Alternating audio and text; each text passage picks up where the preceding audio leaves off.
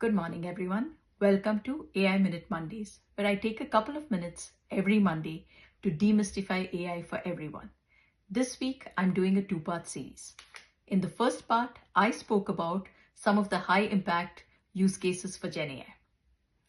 In this second part, I'm going to talk about some of the parameters that you can use to evaluate whether your use case is a great fit for GenAI.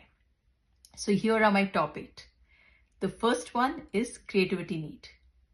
How much of novel output or imaginative interpretation does your task require? In other words, is the output something that can be invented, or does it just need to be retrieved or calculated?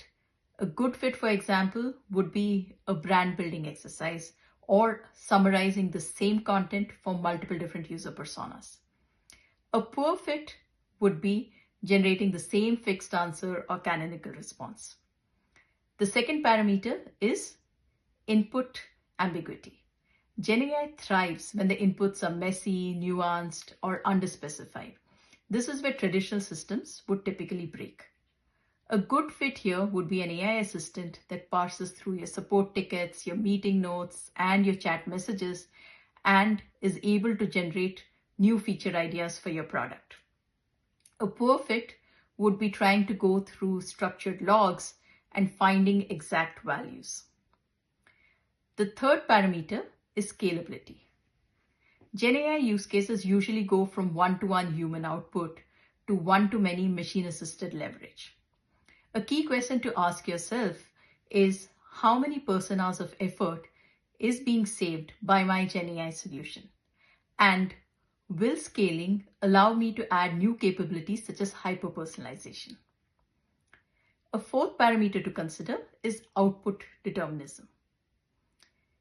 Can my use case handle or benefit from creative outputs, or does it need consistent auditable results? Think about the difference between financial stakeholder reporting versus a brand building or copywriting exercise. Fifth parameter is risk tolerance. Can your use case handle the occasional hallucinations, or is accuracy mission critical? The sixth parameter is grounding potential. Can you anchor the responses in trusted, relevant, and traceable enterprise data?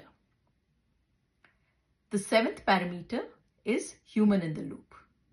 Is there a way for a human to review, verify, correct, or steer the results? The last parameter, or the eighth parameter in my list, is ethical implications.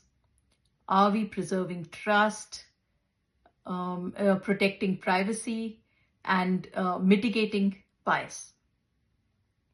In short, when we align our use cases and context thoughtfully, we can move from not just what GenAI can do, but to where GenAI can actually move the needle. Thank you.